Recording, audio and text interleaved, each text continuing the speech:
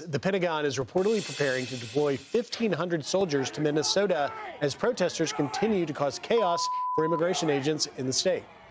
Our own Matt Finn joins us live from Minneapolis with all those details. Matt, good morning.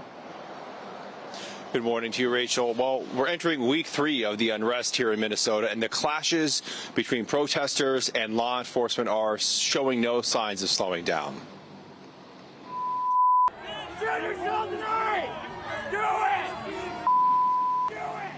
Another tense scene Saturday outside the federal ICE facility. Law enforcement holding the line against angry protesters who can be heard screaming, "Kill yourself," and "Un-American" to officers. The Washington Post reporting about 1,500 active duty soldiers preparing to possibly make their way here if more violence escalates. And Governor Tim Walz also mobilized the Minnesota National Guard yesterday. The Guard staged to support local law enforcement if needed and says it's ready to respond to locations across the metro area. Now, yesterday, protests continued outside the ICE detention center, and there was also a violent clash between counter-protesters at City Hall. President Trump has warned that he may use the Insurrection Act here in Minnesota, which would allow the federal government to use military troops to bring calm. Meanwhile, a statewide day of action is scheduled for this Friday. Activists are asking people not to attend work, school, or make purchases, and the St. Paul Federation of Educators is also asking people to participate in that day of action Friday. Back to you guys in New York. All right, Matt Finn, live force in Minneapolis. Matt, thank you. It's just continuing to ramp up and up and up. And it's important as we continue to cover this story to remember how we got here. The reckless open border policies of Joe Biden led to the criminals, the violent illegal alien criminals that ICE has gone into places like Minneapolis, a sanctuary city, to clean them up. And you had yesterday Stephen Miller, Deputy Chief of Staff, really railing on Minnesota's leaders, accusing them of aiding and abetting anti-ICE violence. Watch this. These are acts of insurrection against the laws of the United States and against the sovereignty of the United States.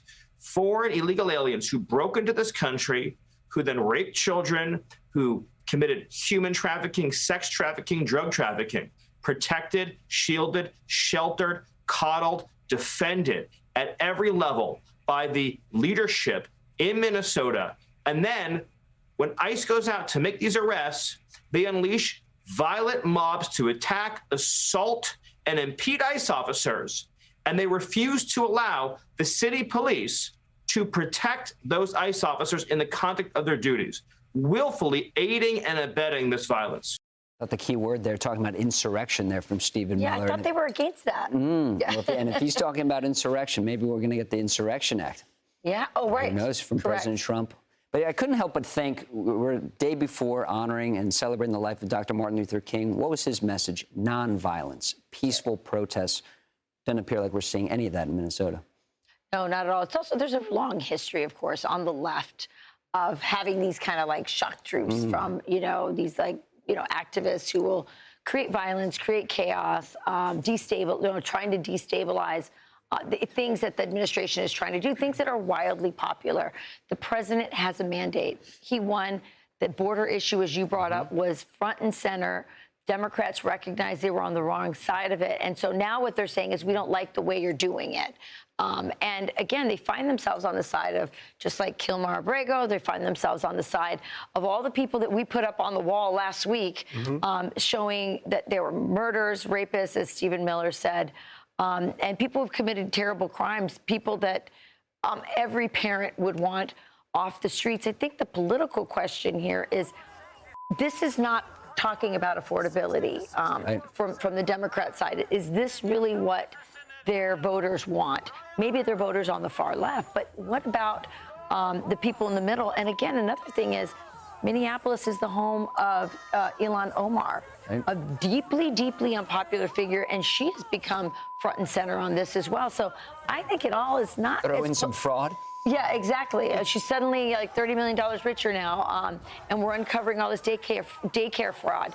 So I don't know if in the long run this is going to work. This might be their BLM Well, it's a great point, Rachel, because you mentioned Ilhan Omar, who is leaning hard into bringing back the abolish ICE. That has not been a winning message. And, you know, you can dislike Stephen Miller and you can think that his rhetoric is too harsh, but factually, he's correct. The Minneapolis is protecting these illegal criminal aliens. Now, the Mayor Jacob Frey argues that they're not a sanctuary city. They have a separation ordinance. But at the end of the day, they do the same thing. They refuse to cooperate with ICE. The White House called him out yesterday, saying Minnesota sanctuary politicians have released nearly 470 criminal illegal aliens back into American communities since President Trump took office. ICE working every single day to remove the worst of the worst criminal illegal aliens from terrorizing their state. I would just add to that, Rachel, there's also 1,360